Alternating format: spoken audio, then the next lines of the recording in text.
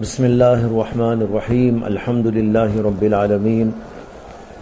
والصلاة والسلام علی سید الانبیاء واشرف المرسلین وعلی آلہ وصحبہ اجمعین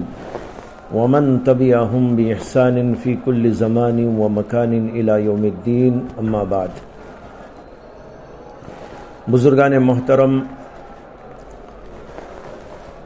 ملت اسلامیہ کے تمام افراد، آپ حضرات کے علم میں ہے کہ 22 جنوری کو رام مندر کا افتتاح کیا جانے والا ہے اور تمام شرک اور کفر کی طاقتیں وہاں جمع ہونے والی ہیں۔ ایسی صورتحال میں مسلمانان ہند کو کیا کرنا چاہیے؟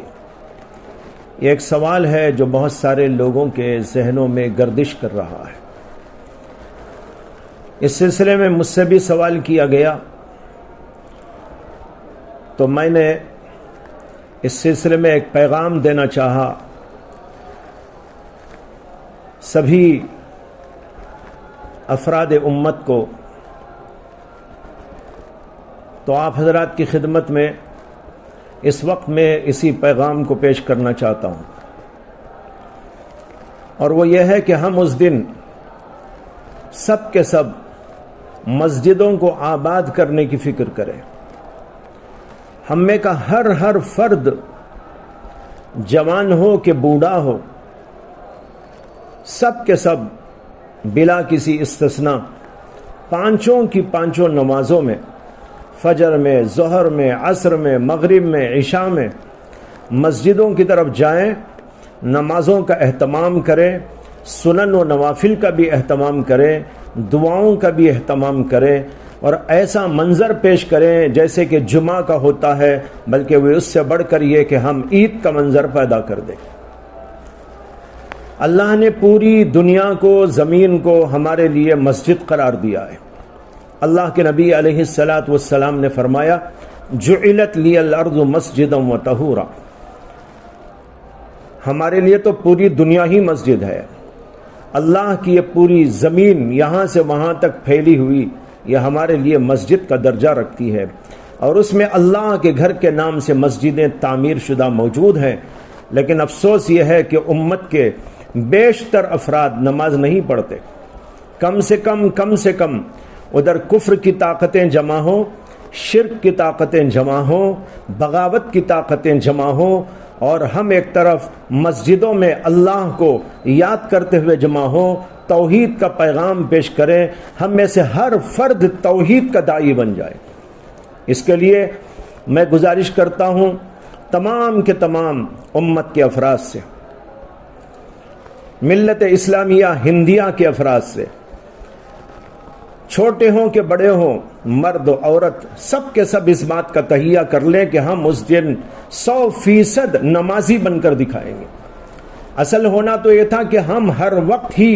100% نمازی ہوتے، ہمارے مرد بھی ہوتے، بوڑھے بھی ہوتے، جوان بھی ہوتے، عورتیں بھی ہوتی،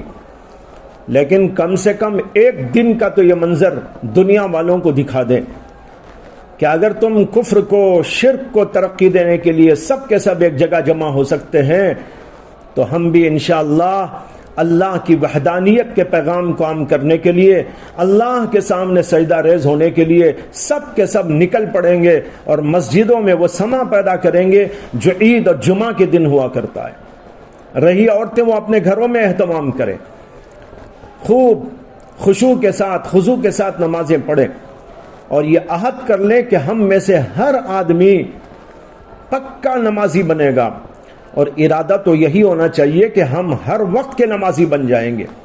لیکن بھائیو، اس وقت اس موجودہ صورتحال میں یہ آپ سب کو پیغام سنانا چاہتا ہوں، دینا چاہتا ہوں کہ کم سے کم ایک دن وہ منظر لوگوں کو دکھا دیجئے اور دیکھ لیجئے کہ ہم شروع سے لے کر آخر تک، صبح سے لے کر شام تک مسجدوں کی طرف جا رہے ہوں، آ رہے ہوں، اور عید کا سا منظر پیدا کیا جا رہا ہو۔ اگر ہم سب یہ اس بات کا تہیہ کر کر اور اس بات کو پھیلا کر دوسرے اپنے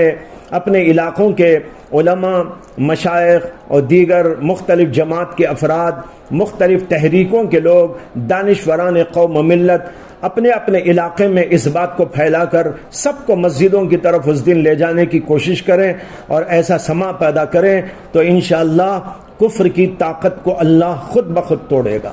لہذا میرا پیغام ہے اور امید ہے انشاءاللہ آپ سب لوگ اس کی طرف توجہ دیں گے اور اس منظر کو لوگوں کو دیکھنے کا ایک موقع فراہم کریں گے۔ اللہ ہم سب کو اپنی اطاعت اور بندگی میں لگائے اور اس کے ساتھ کفر و شرک کی طاقتوں کو اللہ توڑے۔ وآخر دعوانا ان الحمدللہ